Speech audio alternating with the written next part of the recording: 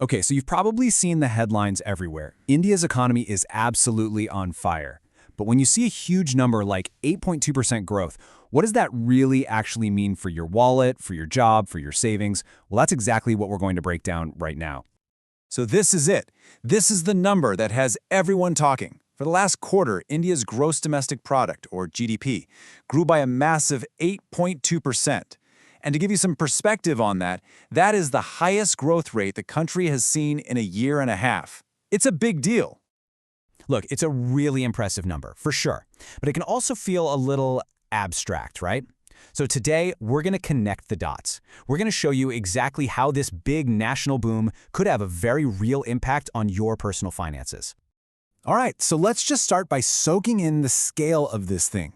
An 8.2% growth rate isn't just good, it is exceptional, especially when you look at the shaky global economy right now.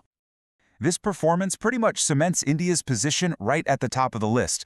We're talking about outpacing all the other major economies out there. It just signals this incredible resilience, especially with so much economic uncertainty floating around the globe. Now, before we go any further, let's just do a super quick refresh on what GDP even is. You can basically think of it as the report card for a country's economy. It adds up the total value of everything produced. We're talking cars, software, even haircuts and cups of coffee. So a higher GDP just means the country's total economic pie is getting bigger. So, the big question is, where is all this growth coming from? Is it just one thing?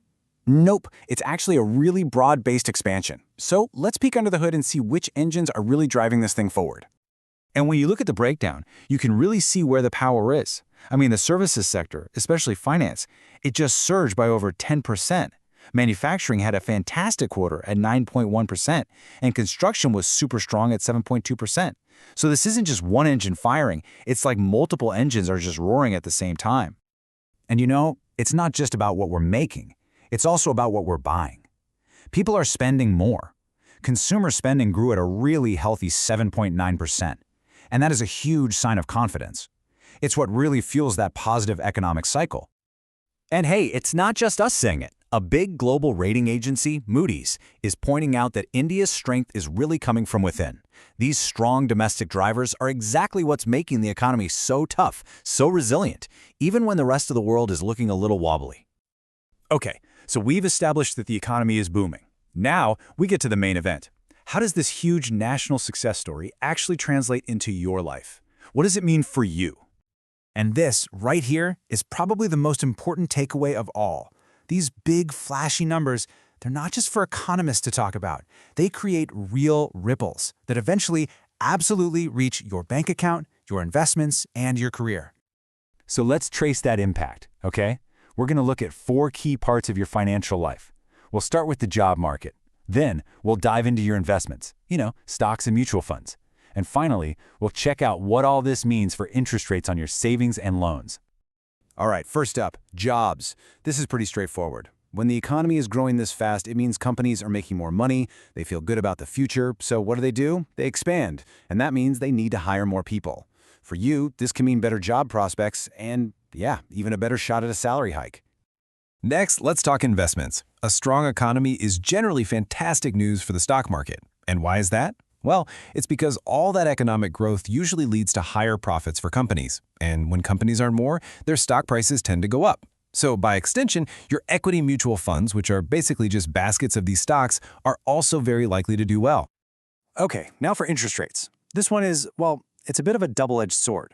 All this fast growth can sometimes lead to inflation, meaning prices for everything start to rise. Now, to keep that in check, the Reserve Bank of India might decide to raise interest rates. On the plus side, that could mean you earn more on your fixed deposits. But the downside? Borrowing money gets more expensive, which can affect things like your home loan or your car loan. So we've looked at a lot of moving parts here. Let's boil it all down to the absolute essentials, the things you should really remember from all of this.